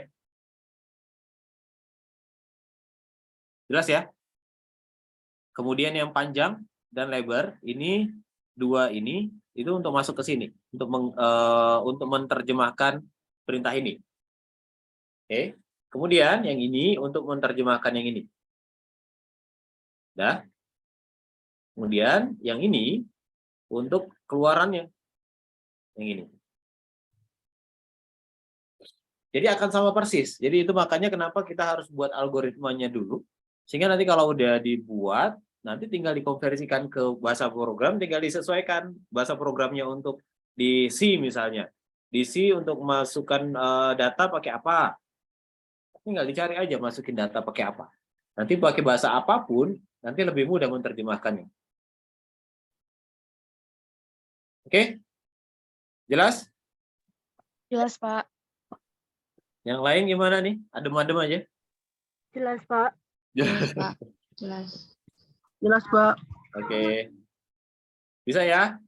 Nah, sekarang ini ya, nanti tugas Anda berikutnya, ini jam berapa nih? Oke, 3 menit lagi ya. Nanti tugas Anda berikutnya, silakan, ini saya kasih gambaran ininya ya, download dari mana, kemudian apa yang harus dilakukan, yang harus diinstal segala macam, ini udah ada nanti di modulnya. Nanti akan saya share linknya apa. Oke. Nah, nanti sampai dia ada contoh program pertamanya, nanti Anda langsung praktekkan aja. Nanti kita di bahasan di materi berikutnya, nanti kita akan bahas lagi nih, ya, cara pemakaiannya. Jadi, saya mau gambarkan dulu di sini. Saya buka VS Code-nya dulu ya.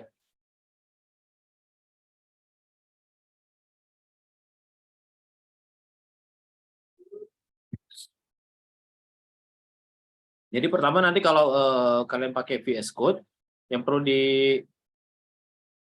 definisikan yaitu foldernya dulu. Jadi nyimpan foldernya, folder pekerjaannya nanti di mana? Ya, folder pekerjaan nanti di mana? Di search aja, di open foldernya di mana, kemudian di open kayak gitu, nanti dia akan muncul nih listnya. Apa yang ada di folder itu isinya apa aja, kayak gini misalnya.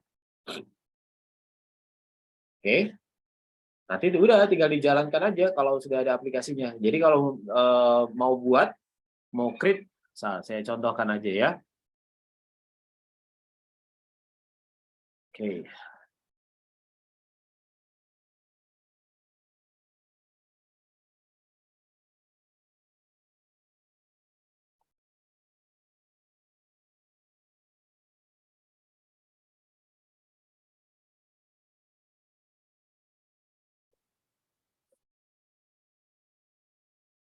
Jadi misalnya saya buat, saya udah buat folder, dokumen, C++, nah, open. Nanti dia langsung mengganti nih. Jadi misalnya kalau kita udah create, ya, nanti dia akan muncul gini. Nanti tinggal kita buat baru. Misalnya saya buat baru nih, file, new file, ya, new file. Atau bisa juga nanti di sini dari yang udah kita buat di sini, nanti tinggal di create new aja. Programnya mau apa? File tipenya. Jadi file tipenya kan kita pakainya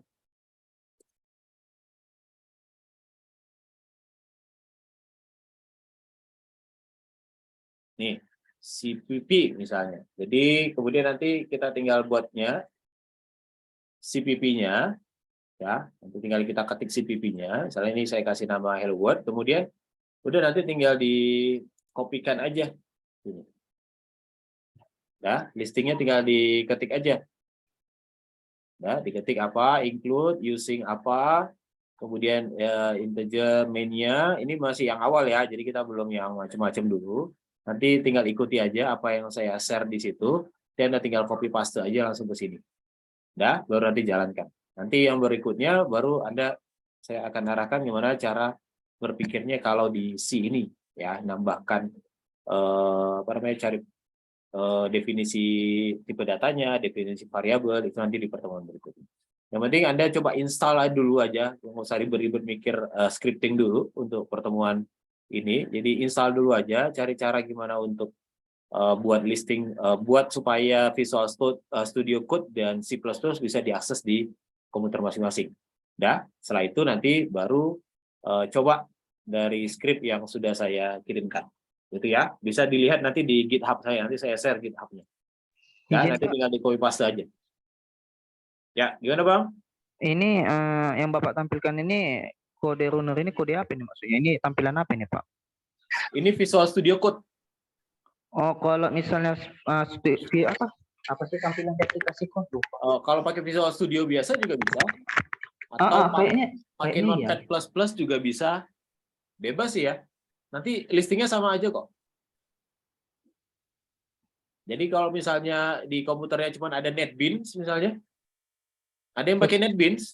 Visual Studio Code yang ada Pak. Ada ya. Kalau pakai NetBeans juga bisa. Kalau pakai Notepad++ bisa. Kalau ini tampilan ini pakainya Visual Studio Code. Iya, Visual Studio Code Pak.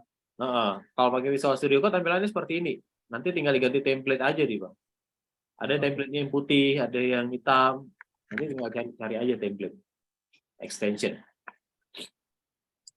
Template. Nanti kan dicari template itu apa. Gitu.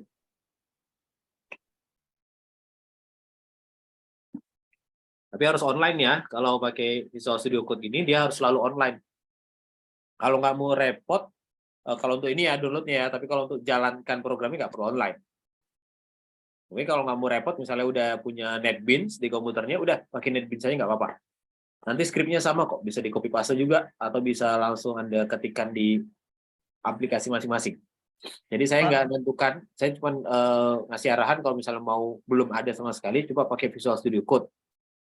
Pak, izin lagi tanya Pak. Ya, gimana? Visual Studio Code sama Devis C++ ini apa bedanya Pak? Visual C++? Iya, Visual Studio Code sama C++ ini. Jadi gini, Visual Studio Code ini kayak apa ya? Wadahnya untuk buat scripting. Jadi multi scripting sih sebenarnya. Jadi kita bisa pakai Visual Studio Code ini bisa jalanin untuk C++, bisa jalanin untuk Python, ya bisa jalanin juga untuk PHP juga bisa. Paham?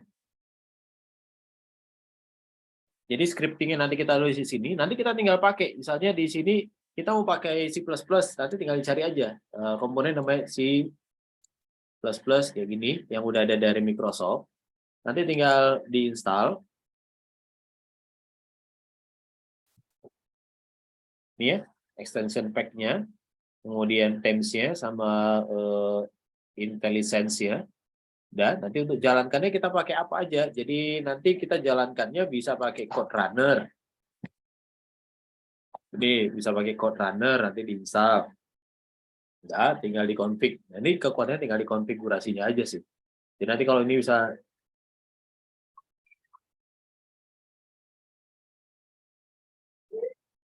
ya. Bentar ya. Kelihatan? Kelihatan Pak, kelihatan. Kelihatan ya?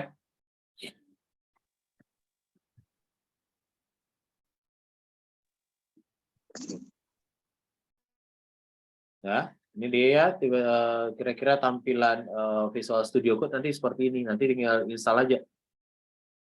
Apa? Ini kebetulan saya di komputer ini udah pakai untuk C, udah pakai untuk Python juga. Ya, jadi dia bisa berdamping dengan program apapun, nanti bisa. Yang penting ekstensinya aja nanti dicari dulu, diinstal dulu. Dan nanti tinggal dijalanin nih kalau misalnya udah jalan, udah running, dan bisa jalan di terminal. Nah, kayak gini hasilnya nanti akan ada di bagian terminal ini, di bagian bawah.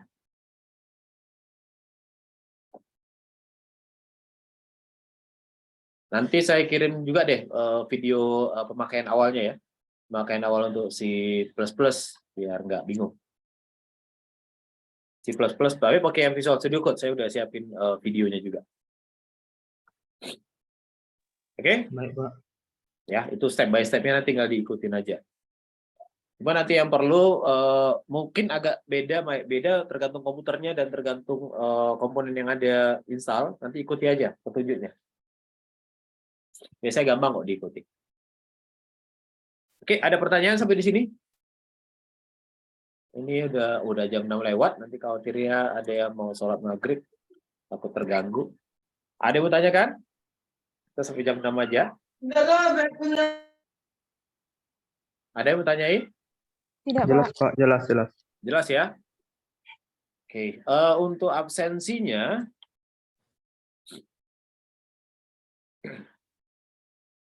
bentar ya, saya share dulu untuk absensinya. Saya perlu ganti nama dulu nggak Pak ya? Ya, karena absensinya kan pakai Google Form nanti. Jadi nanti login di Google Form-nya aja pakai email masing-masing ya. Ya.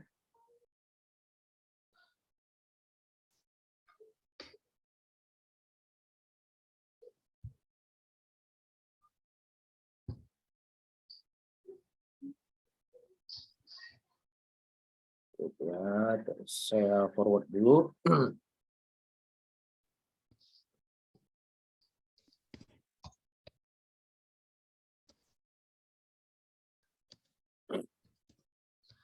Oke, udah kelihatan di grup? Ada form Google-nya, itu untuk absensinya. Sudah, Pak. Udah ya, nanti silakan diisi. Dengan loginnya nanti pakai email masing-masing ya. Jangan ganti-ganti emailnya. Nanti itu akan kita rekap.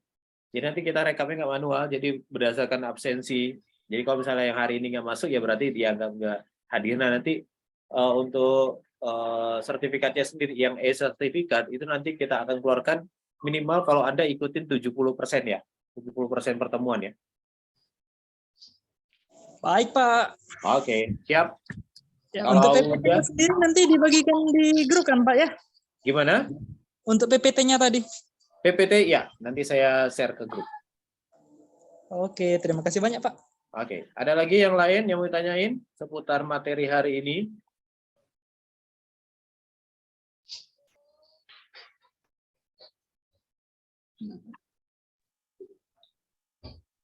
Berapa pertemuan kita total Pak? Gimana? Totalnya kita berapa pertemuan ini Pak? Totalnya ada 10 kali pertemuan. Siap Pak, siap. Iya. Karena ini kita masih basic aja, makanya 10 pertemuan saya rasa udah cukup sih. Pak, saya izin bertanya, untuk Ya. kita seminggu kan 2 kali. Hmm. Untuk jadwal selanjutnya apakah mengikuti sesuai yang tercantum, yakni hari Jumat kalau sesuai jadwal ya kita lanjut Iya. lagi. Jamnya sama seperti jam sekarang atau mungkin ada perubahan nanti? Iya, nanti untuk yang sekarang kita masih pakai jam yang sama, cuma nanti mungkin akan ada sedikit penyesuaian waktu puasa ya, karena kan udah mulai mau bulan puasa Iya. nih. Jadi nanti khawatirnya nggak keburu cari takjil kan. Nanti ada buru-buru cari takjil gitu kan, gara-gara buru cari takjil nggak ikut pelatihannya. Nanti kita akan sesuaikan juga untuk yang ini minimal kita usahakan nanti mulainya lebih cepat sehingga selesainya nanti jam-jam 5:30 udah selesai. Jadi kalau ini di Palembang jam berapa ya buka puasa ya? Kalau di Palembang sekitaran jam 6 lewat nggak? Ya, 6 lewat. ya? Ya. Sekitaran jam sekarang lah Pak kira-kira. Oke. Jam Makanya 6.10. kan kalau jam sekarang ini kan nggak keburu nanti ya dari bukaan kan. Karena nanti kita akan sesuaikan waktu periode puasa. Tapi di 3 pertemuan ini sebelum puasa kita masih pakai jam yang sama ya, pakai jam 4:30 dulu aja. Baik, Oke, Pak. kalau misalnya nanti ada yang nyambi sambil kerja mungkin atau sambil kuliah, mungkin kuliahnya masuk apa, bisa pakai headset nanti boleh aja ya, nggak apa-apa. Nanti ada silakan direkam aja.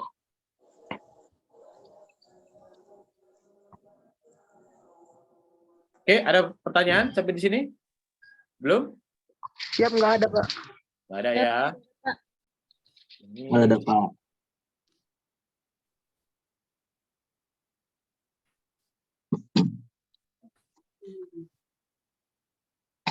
oh ya, saya buka ini ya. Simbol persiapan. Ini saya buka chat tadi Bang Hamdan ada tanya izin persiapan sama simbol input output sama. Beda ya. Jadi kalau yang persiapan tadi pakai yang kayak jajaran genjang tadi. Jajaran genjang apa belah ketupat ya? Jajaran genjang ya? Jajaran genjang itu untuk yang persiapan atau input juga sama. Ya, jadi persiapan sama input sebenarnya yang bikin beda nih kadang di sistemnya mau pakai yang mana atau aplikasinya kita pakai yang mana. Kayak tadi misalnya yang proses. Ada yang buat proses itu segi 4 persis, ada yang pinggirnya dia pakai kayak melingkar. Kalau persiapan hampir sama sih ya. Sebenarnya kalau persiapan, kalau saya sih lebih di general sih. Kalau yang persiapan, yang namanya persiapan kan berarti dia input, persiapan input juga masuk gitu. Ya, persiapan sebelum dia memproses, proses utamanya itu yang beda. Ya, ini ada yang komen pakai Visio bisa ya. Kalau yang udah ada Visionya ya, kalau yang belum ada boleh nanti sesuaikan pakai yang aplikasi apapun. Oke. Siap, kalau udah kita mungkin absen dulu. Untuk absennya untuk kita screenshot dulu ya. Mbak Eganya masih ada nggak nih ya? Masih aktif Mbak Ega? Masih, Pak. Oke, Mbak Ega tolong bantu di screenshot ya. Ini saya serahkan kembali ke Mbak Ega. Oke, sudah saya screenshot ya, Pak. Oke. Kita absen bareng-bareng ya, foto bareng. Silakan aktifkan kameranya semuanya. View-nya kita ganti dulu. Oke. Silakan aktifkan kameranya. Yang belum mandi nggak apa-apa. Nggak penting kali, yang penting nampak mukanya aja. nggak kecium juga baunya sampai sini. Udah? Aman ya? Oke. Hitungan ketiga ya. Ada yang belum aktif nih. Ayo ditunggu yang belum aktif kameranya. Biar sama-sama kenal juga. Oke. Ya. Oke, hitung sampai 3 ya. 1, 2, 3. 1, 2, 3. Oke. Thank you semuanya untuk pertemuan hari ini. Kita cukupkan segini. Terima kasih. Sampai jumpa di hari Jumat ya. Assalamualaikum warahmatullahi wabarakatuh. Waalaikumsalam warahmatullahi wabarakatuh. Terima kasih, Pak. Terima kasih, Bapak. Terima kasih, Pak.